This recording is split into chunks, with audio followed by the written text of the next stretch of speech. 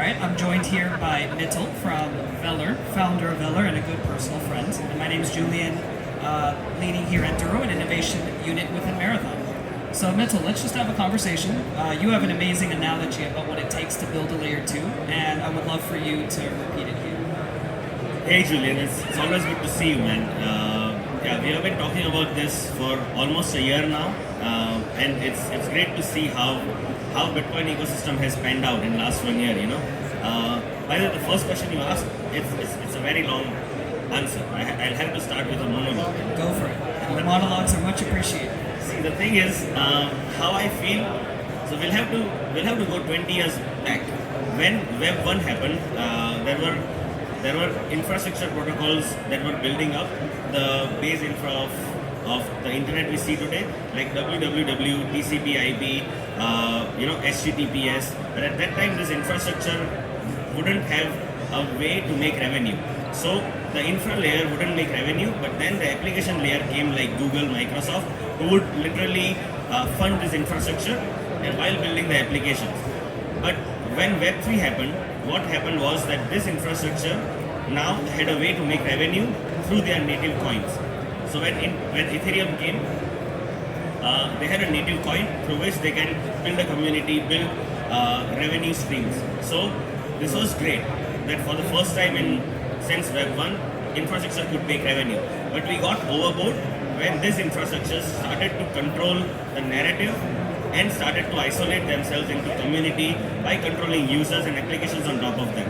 So the power dynamic that we saw in Web 3 on Ethereum DeFi in last almost a decade was that there were a lot of L1s, isolated islands, and they would control the applications. They would isolate those applications, and also they would control the users. So that's why it didn't scale. So according to me, Ethereum is a failure for the only reason that it couldn't scale DeFi because of this power dynamic issue. That's why I called Ethereum as a testnet. I don't call it a testnet because it's bad, but because we have to take a lot of learnings from it. So what we are going through now is we are going through the cycle of the advent of DeFi on Bitcoin.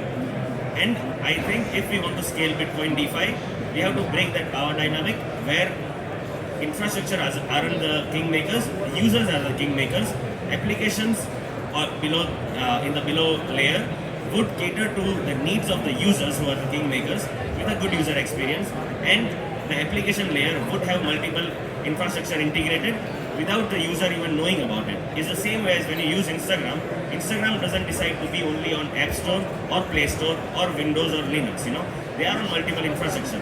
So the thesis behind Velar also is that we are L2 agnostic. We are married to the concept of Bitcoin finality, but we are not married to a single L2. So how I see infrastructure and applications working together in the Bitcoin DeFi space is that these L2 infrastructures, they work as the governments and government of the cities, and applications are the businesses running on top. So it's not government's job to take care of users, it's the business's job to give good user experience to users, to give good services and products to users while working with the government, and government taking care of the businesses to make sure they have good infra, they have good land, and they provide good services. So this is what I think about Bitcoin, and we really need to. I think if you want to scale as Bitcoin DeFi, it's very important if we break the power dynamic in ETH that we had, and I hope it happens, and that's why we are working towards it. I completely agree with you, but one thing that I would ask is, you're obviously a founder within the Bitcoin application space, and you're one of the few that is actually building products that people are using. There's organic following on your Twitter. You're somebody who wants to bring something live. You want people to actually care about it. I have gotten the sense, as an L2 builder, that trying to find more founders like yourself has actually been pretty challenging within Bitcoin. There's a lot of people that are coming in for like a fleeting second, and they're doing a brief token raise and moving on. They're not trying to build a product. They don't have a very robust community, but they're here just kind of like throwing on apps and open sourcing the GitHub repo and hoping that people come and follow. Is that your perception as well? Do you feel like you're one of few, or do you feel like maybe this might be a place to actually go seek out those app developers and other communities that you're seeing as a Tesla? What do you think? This is a controversial question because I can say the truth, which might also not be very well received, and I can lie, but that's not a good thing. I genuinely, but I'll say it to you because you're a friend. I genuinely think, I think we are moving very fast as Bitcoin ecosystem, and it's a trend. It's a narrative. It's a trend. So whenever a new trend comes up, a lot of builders that we see, and that's how crypto works. 90% of builders are just trying to catch a running bus, are just trying to catch the wave. So yes, it is difficult to find good builders who really care for the community, who really work towards listening to what the community needs and building products for their needs. So genuinely, there are few in Bitcoin as of now, but I think we will go through this wave of cycle where a lot of products, a lot of projects that are building just for the sake of catching the wave will fail, and crypto has its own way to filter out. I think crypto is a huge filter where, of course, it allows a lot of people to try, but in coming years, it will filter out a lot of people and builders with bad intentions, with people who are not building for the community, but just building to make quick money. So I think we'll have to go through this cycle as well. Well, look, and to be fair to builders in Bitcoin, I feel there is also a similar trend with L2 builders in Bitcoin, where there's a lot of transient teams that come and go, and they're just focused on a token raise, and they're not really trying to cater to these builders. And there are others, like you mentioned, that have this bit of a power dynamic. I guess, what do you see differently with an Enduro? And it could be a negative answer, it could be a positive answer, but from our conversations in the past year, what do you see in this community, in this early stage community that could be different from these other L2s out there? I think it's already different because the wave. I mean, I have been speaking to you for since September last year, since we met in 2049. So there are a lot of L2s in the market. I'll not name them, of course, but they still have, and they are coming from ETH space, or I don't know why, or traditional finance space. They still live in this bubble of the power dynamic. They are not listening. But while I talk to the Enduro team, while I talk to you guys listen. And because we work directly with users, the problems or the issues we are facing are users' issues. When we come and it's like when businesses who are catering to their customers, when they go and talk to a government, these are users' problems because businesses are just trying to optimize their business for the users so they can grow the business.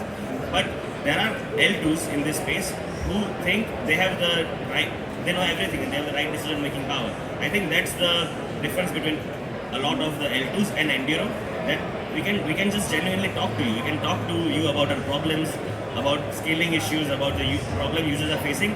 I think it's this one small thing, but it makes a huge difference in the long run. I completely agree.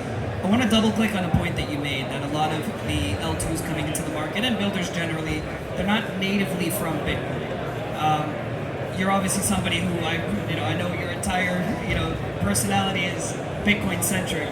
What do you feel about builders that are coming in that don't have that deep Bitcoin expertise? And I'm not trying to be critical toward them, because I feel the only way the Bitcoin ecosystem grows is by bringing builders from other communities. But what advantage do these Bitcoin novices have? What disadvantages do they have? Do you feel like a lot of builders are both Bitcoin natives and not, or you think we're just moving into a direction where the Bitcoin ecosystem is going to be filled with unfamiliar faces? What's your general thoughts? So I come from a non-Bitcoin ecosystem as well. I mean, my first business in crypto was running an audit company for EVM projects. But that gave me an advantage, because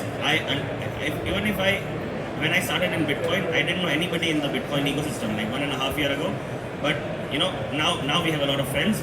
But the experience I had was to build products, but the community is same, right? When you in the crypto, the users and the community is same. So I knew what the users need. I knew how to, how the smart contracts functions, and how to build products for crypto communities and stuff. So coming from ETH ecosystem gave me an advantage. It can be different advantage for people coming from Bitcoin ecosystem because they might already know the movers in the Bitcoin space. It took us over a year to build relationships with a lot of Bitcoin people, because I had relationships in the ETH space, but I was new to Bitcoin space as well. So I think it's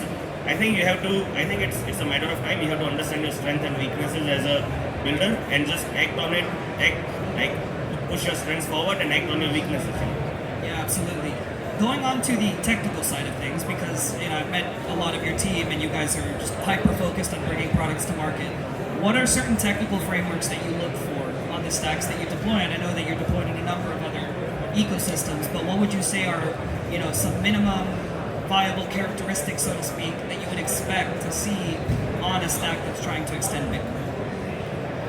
For sure. So the kind of products we build are basically yield-bearing products. Of course, every yield-bearing product comes with a risk. There is no such thing as no risk, only yield product. So like full disclosure, our products are AMM, perp dexes, and they need some basic infra. They need an infrastructure which has low latency, because you go through a lot of transactions and you don't want the price difference to be high. You need good oracles so we can fetch prices from the market in real time. You need good stable coins so we can cater to users without them worrying about the stable coin depegging. Like, these are some of the things that all L2s should focus on before they start attracting apps as well, because all should work with apps and attract the infrastructure as well. I mean, that's the challenge we're facing, is that when we began this project a year plus ago, the thought was, okay, well, we can just build technology, and when we have that ready, the builders will just come. And then we realized, no, actually, there are certain key primitives you need, stablecoins being one. The Oracle point is an interesting one, because that's one that the deeper I got, the more I realized, wow, that's almost as critical as the stablecoin itself. Could you explain, and now I want to give you an opportunity to explain more about Velar, but how do you guys incorporate oracles? Where does the stablecoins come into bid? You said it's AMM, perp so I'm assuming the stablecoins are part of the pools or part of the tradable assets. But how do you guys incorporate oracles? And maybe give me a high-level look at like the technical framework behind Velar and how it works. Sure. So I'll give an example of our perp which is right now on testnet on like multiple chains, and we are going live with mainnet very soon. In our perp it's an AMM liquidity pool style perp. So there is a big liquidity pool for a pair. For example, it's a BTC USDT pair, and that liquidity pool basically consists of a lot of LPs, liquidity providers, and then people trade on that pair on leverage. And when people trade on that pair, we have to fetch prices from the market, because if you just fetch, if you see a normal AMM where there is liquidity pool rebalancing, it might take more time for the liquidity pool to rebalance. So you can't just rely on balancing the price of the execution of that trade based on the liquidity pool rebalancing.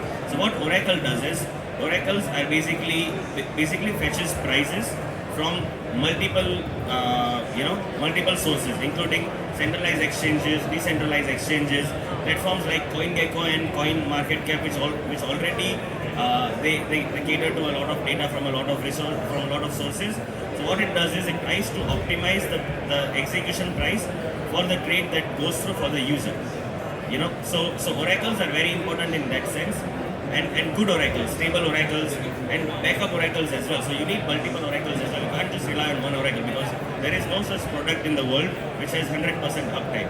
Even Bitcoin has probably the best, like 99.99995%, but like oracles have 98 to 99%. So you need backup oracles as well, just to make sure the user experience is good for the traders who are executing the trades. So like that's how it works. Yeah, that makes sense. What advice, kind of abstracting a little bit, what advice would you have for newer builders on Enduro, otherwise? I remember when we first were talking, you were at a much earlier stage with Velar. I mean, I was at a much earlier stage with this. For the journey, any ways that you think that other new builders could do it better than you did, or can get to the product market fit faster? Or would you just tell the builder, hey, here are the steps, follow what I did? What would be your advice? So I have been through the journey for over 1.5 years now, and brother, what a ride we had. Like for almost a year we were self-funded. We talked to over 80 VCs, nobody would invest in us, and then in a month it flipped in a way that we were 6x oversubscribed. We closed our round, biggest ever. investment round for Bitcoin at that time with 156 investors on our cap table. Like it was crazy. So how? So I think from my lookout and from my journey, how I would say a few things for a builder. First of all, like keep your why very correct. Like why you are building it. Your intention should be right for a long period of time. I mean for the farthest period of time, and things would fall into place. In crypto, it's a lot about timing. So you can't. It's like you are riding a wave, and you have to, and you can't generate a wave. So it's like you have to be prepared to ride the wave, but you can't create the wave. So, but you have to be ready when the wave arrives. You can't chase a wave as well. You have to ride the wave, but when the wave arrives, you have to be ready. So how I look at it is that just keep your heads down, keep building for the right reasons, keep building for the community. Don't chase the waves, that are coming up. Don't chase the narratives. You have to believe in what you're doing, and you have to do it for the right reasons. And when the time will come, you will shine. No, I totally agree. And just to emphasize your story, because I think you touched on it, but it's remarkable how in this industry, a narrative that you just think is so right, and everybody tells you is so wrong, can just flip in a moment's notice. And I remember, us getting lunch or a dinner somewhere in Dubai, and you're just getting pinged by all these investors. And a month before that, you were telling me, man, like this is such a bear market, what's going on? It's crazy how that flip happens. And we felt it also with Enduro. The funny thing is when I first started with Marathon, we knew that we wanted to build sidechains, but we didn't know exactly how we wanted to build them, and we also didn't know how the market would receive it. And so this is like the early part of last year, and I'm talking to different investors, not to invest in the product, but mainly investors are a good channel to builders. And so I thought, okay, why don't we talk to these different VCs? And the number of calls that I would get on where they would just laugh in my face. They would say, no, Bitcoin infrastructure, it's complete. You don't need to do anything. And then out of nowhere, we have 70 plus. I heard last night at a dinner, 83 L2s, new ones that have come in the past year, just flipped, right? Yeah, completely flipped. Like when we started, there was just two. So I mean, L2s, side chains, whatever you call it, stacks and rootstock. And now there are over 100 total, right? I mean, it's crazy, and that's great. But a lot of them are trying to chase the wave, like you mentioned, chase the narrative. Of course, there are a few very good ones. It's going to be very interesting next few years for Bitcoin as a whole, with whatever is happening. And I don't get enough sleep at night these days just because I'm so excited about everything that's happening in the Bitcoin space. Me too. Well, any closing thoughts, Mithil, about the Bitcoin ecosystem, big predictions? Nothing, no investment advice, of course, but where do you see the ecosystem going on your end, the broader side? What can we expect by end of year?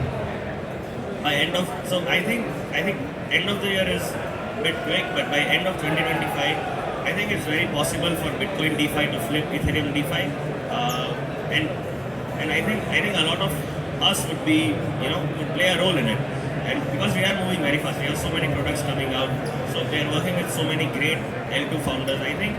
And I was talking to my team yesterday. I mean, I was in Ethereum space, and the difference between every other ecosystem builder and Bitcoin builder is that they really believe in Bitcoin. It's more than money. It's more than building a career. It's more than even building a legacy. It's for Bitcoin, and I've never seen this before in my life. And I think that's what will make Bitcoin ecosystem win. I think it's not even a prediction. It is just truth. It is a fact that will happen. It's a matter of time. Well, let me tell you, miners would be very happy if that were the case, but we need L2s that are merge mined, because otherwise an L2 that isn't merge mined doesn't really support proof of work. But anyway, thanks so much, Mithil, for your time, and thank you, audience, for listening in. I think you can expect great things out of Velar, and hopefully equally as good things out of Enduro. Thanks. Very excited about Enduro and what we do together with Velar and Enduro. Thanks a lot, Jullian. It's always fun chatting with you. Thanks, man.